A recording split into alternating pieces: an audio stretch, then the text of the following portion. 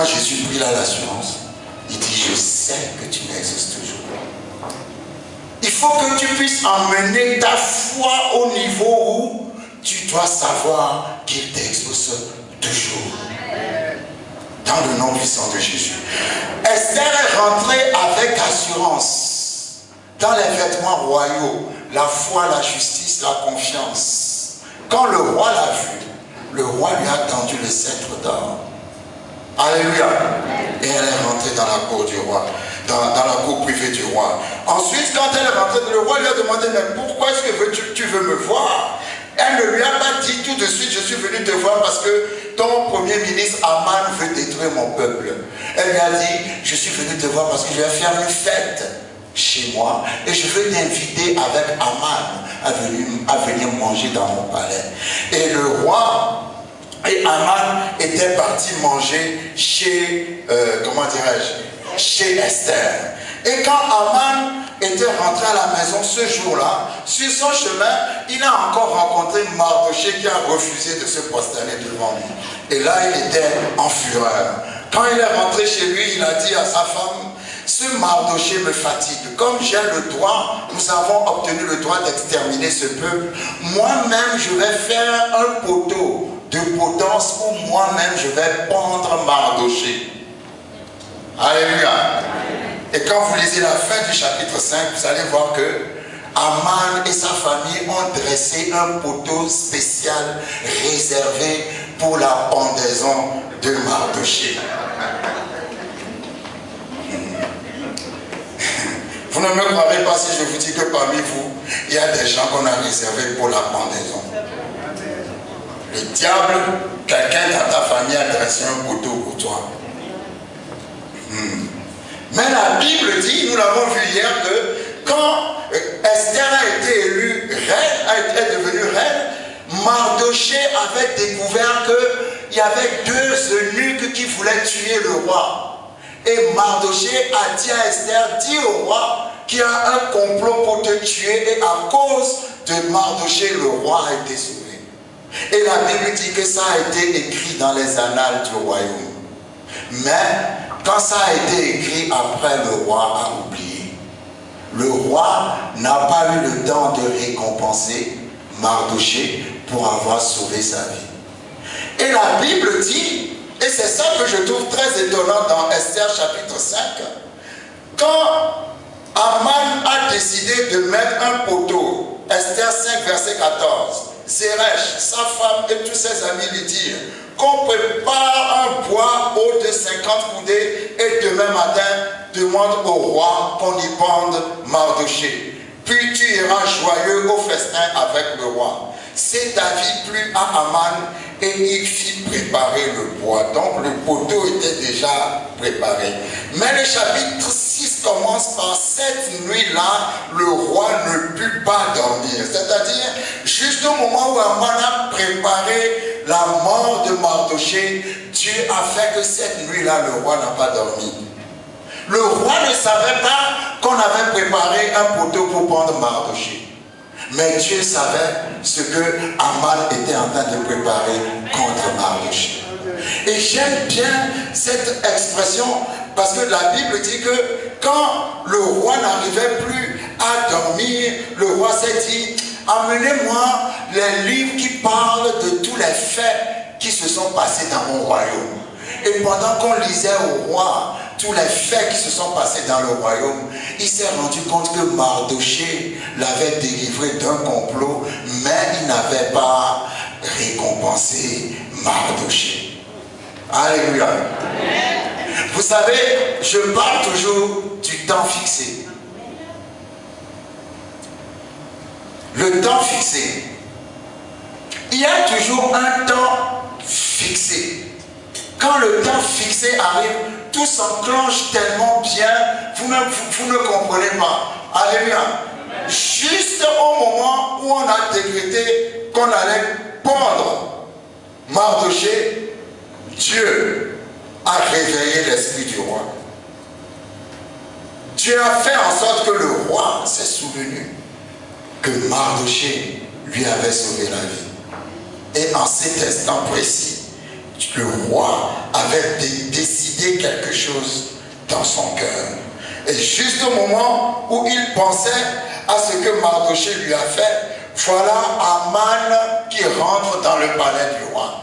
Et le roi demande à Aman maintenant, dis-moi Aman, qu'est-ce que le roi doit faire pour honorer quelqu'un qui a fait quelque chose de bien dans le royaume? Donc Aman pensait qu'il s'agissait de lui. Dis à ton voisin,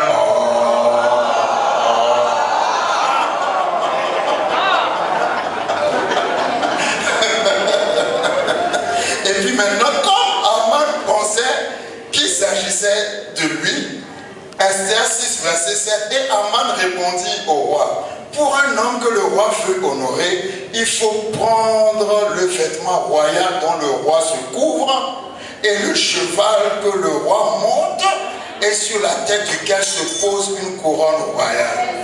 En même temps, lui-même, il se voit comme le roi.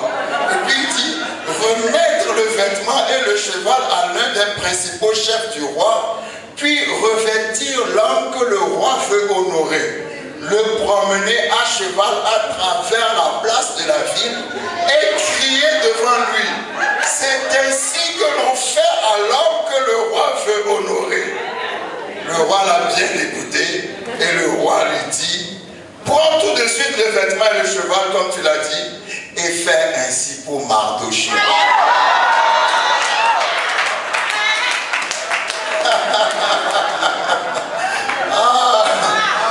J'aime Dieu, alléluia. Dieu dit que c'est ceux qui t'ont mis par terre qui vont t'honorer. Alléluia. C'est pas ceux qui ne te connaissent pas qui vont t'honorer, non, non, non. C'est ceux qui t'ont bien insulté avant, ceux qui ont menti sur ton compte, ceux qui t'ont mis par terre. C'est eux qui vont t'honorer. Alléluia.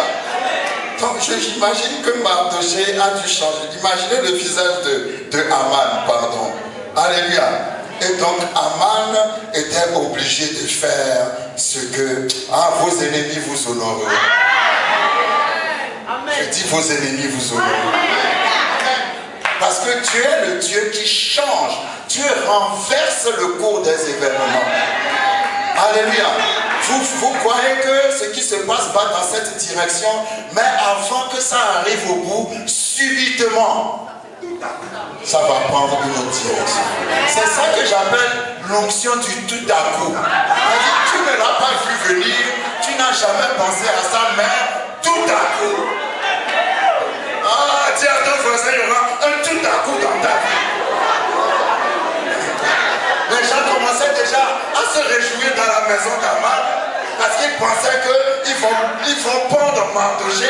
Ils ont tout préparé pour Mardoché, mais tout à coup.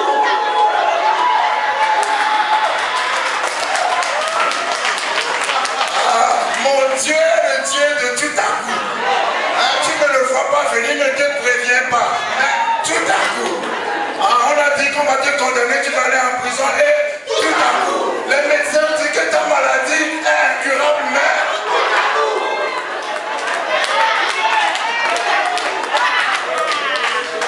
Le Dieu du tout à coup. Alléluia. Donc, Aman était obligé de promener Mardoché et de l'honorer. Dieu est fort, Dieu est fort. Maintenant, dans le chapitre 7, Esther invite encore une deuxième fois le roi Assuérus et Aman. Et maintenant, pendant qu'ils mangeaient, Esther a expliqué au roi que Aman cherche à détruire. C'est à ce moment-là que le roi s'est rendu compte que sa femme est juive, que Aman cherche à détruire son peuple. Et le roi s'est fâché.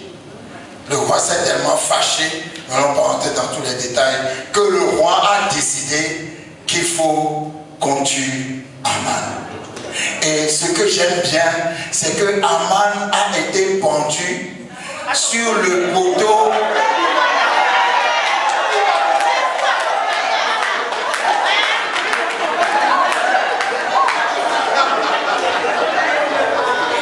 Vous savez, je dis toujours le diable est bête. C'est pour ça qu'il dit qu'il est toujours en retard.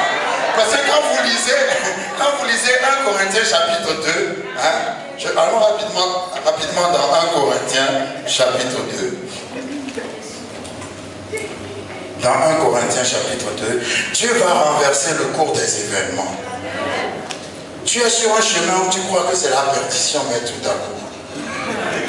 Ah, j'aime trop le tout à coup. D'un seul coup, tu prends une autre direction. Juste au moment où tu dois tomber dans le trou, tout à coup, une autre direction.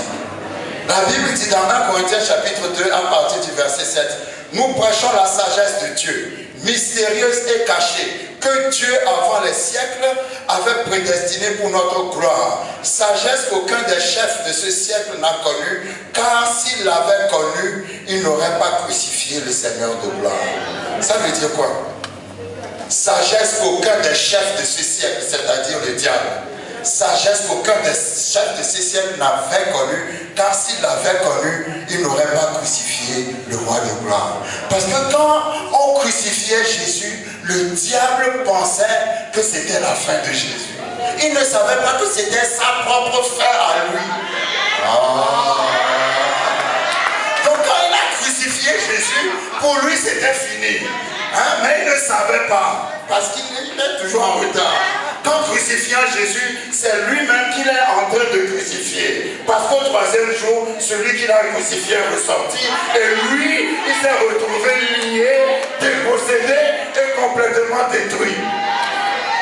Quand Aman préparait le poteau, il croyait que c'était pour Mardoché. Il ne savait pas que c'était pour lui-même. Ceux qui ont préparé un piège sur ton chemin tomberont eux-mêmes dans leur préparation. Ils seront dans leur piège et c'est toi qui vas encore les sortir du piège.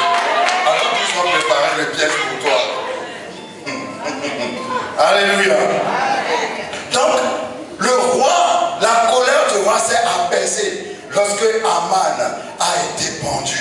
Et la Bible dit que les Juifs ont donc, la loi qui consistait à les éliminer a été abrogée. Et Mardoché a été nommé à la place d'Aman. Dieu est fort, hein? Il a conduit Aman au poteau que Aman a prévu pour Mardoché et il a donné la place d'Aman à Mardoché. Il y a un Dieu qui est juste. Même si les avocats vous condamnent, il y a un Dieu qui est juste. Et quand ce Dieu-là agit, il ne passe pas par votre patron, il agit tout seul. Il passe au-dessus de toutes les lois, il agit tout seul.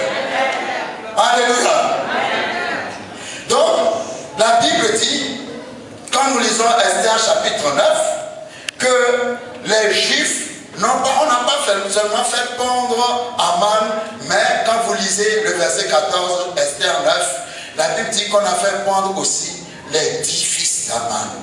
C'est-à-dire que quand on a pendu Aman, on n'a laissé aucun descendant d'Aman en vie. C'est-à-dire on l'a rayé en même temps, quoi. Ce qu'il voulait faire aux Juifs, c'est ça qu'on lui a fait à lui. Alléluia. Et la Bible dit, quand nous lisons le chapitre 10, que les Juifs, à cause de cette grande délivrance, n'est-ce pas, dans le chapitre 9, ont décidé de fêter cette fête de délivrance qui s'appelle Purim. Et les Juifs fêtent toujours cela jusqu'à aujourd'hui, dans le mois de février, je crois. C'est une fête pour commémorer ce jour où Dieu leur a accordé une grande délivrance et a délivré le peuple des mains d'Aman. Alléluia. C'est extraordinaire, n'est-ce pas? N'est-ce pas que c'est extraordinaire? Dieu est un Dieu qui justifie toujours ses enfants. Dieu est un Dieu qui protège toujours ses enfants. Dieu est un Dieu qui est toujours là pour te délivrer. Parfois, il fait comme s'il n'est pas au courant de ce qui se passe. Mais Dieu est au courant de ce qui se passe. Vous savez, il y a un passage dans la Bible, Jérémie chapitre 25, verset 12. Quand vous lisez ce passage, dans ce passage, Dieu était en train de prophétiser. Il prophétisait en disant qu'un jour viendra son peuple, le peuple juif sera désobéissant et à cause de la désobéissance, ils seront amenés comme captifs à Babylone. Et quand ils seront à Babylone, après 70 années d'exil et de captivité, il y aura un roi qui s'appellera Cyrus. Ce roi qui s'appellera Cyrus va décréter la libération du peuple juif. Et Cyrus n'est pas un juif, Cyrus est un païen. Et Dieu a donné cette prophétie 200 ans avant la naissance de Cyrus. 200 ans avant la naissance de Cyrus, Dieu a dit, un roi naîtra qu'on appellera Cyrus. Et ce Cyrus-là va libérer mon peuple. Ça veut dire que Dieu connaît le nom de votre descendance, votre arrière-petits-enfants d'ici 200 ans. Il connaît son nom déjà. Alléluia. Donc Dieu n'attend pas que les choses arrivent avant de réagir. Dieu a déjà programmé ta victoire avant que tu arrives. Les problèmes que tu as sont là pour te guider sur le chemin qu'il faut. Vous savez, les problèmes sont des indicateurs. Alléluia. C'est parce que quelqu'un t'a laissé tomber que tu as appris à connaître Dieu. C'est vrai. C'est parce que quelqu'un t'a détesté, t'a rejeté que tu es venu vers Dieu. C'est parce que quelque chose de mauvais t'est arrivé, c'est pour ça que tu as cherché Dieu. Parce que si tout arrivait bien dans ta vie, tu oublierais Dieu. Donc Dieu utilise les problèmes comme des indicateurs pour nous mettre sur le chemin de notre destinée. Alléluia. C'est parce que les frères de Joseph l'ont vendu, c'est pour ça qu'il est devenu premier ministre. Si les frères de Joseph avaient aimé Joseph, il ne l'aurait jamais vendu. Et ne serait jamais rentré dans sa destinée. Donc le problème que tu vis n'est qu'une indication pour t'amener sur le trône comme Esther. Alléluia. C'est pour ça que la Bible dit, rendez grâce à Dieu en toute situation. David a dit, dans le psaume 32 ou 34, je bénirai l'Éternel en tout temps. Tout temps veut dire dans les bons temps comme dans les mauvais temps. Donc si tu as un problème, c'est que ce problème est une indication pour t'amener dans le chemin de ta destinée. Mais vous savez, il y a quelque chose, c'est ça le centre de la parole aujourd'hui. C'est que nous allons remarquer que dans la famille, il y a parfois des combats qui reviennent de génération en génération. Ton arrière-grand-père a été combattu. Un jour, j'étais avec un prophète qui a donné une parole de connaissance à un frère. Et il disait au frère, il y a un esprit qui a combattu ton père. Cet esprit a tellement combattu ton père que ton père n'a pas pu réaliser ou devenir ce qu'il devait être. Tellement cet esprit l'a combattu. Et je vois que cet esprit d'ici 3 ans va te combattre aussi. Et cet esprit va venir pour causer des problèmes. Le même esprit. Il y a dans des familles des esprits qui sont toujours les mêmes. Et depuis des générations qui sont toujours là pour combattre, pour combattre, pour combattre. Mais nous devons apprendre une chose. Chaque personne sait quel esprit combat dans sa famille. Pourquoi vous êtes calme comme ça? Quand je dis la vérité, les gens sont calmes. Chaque personne sait quel esprit combat dans sa famille. Alléluia. Mais quand ces choses-là se manifestent, toi, tu ne dois pas laisser cet esprit continuer de combattre.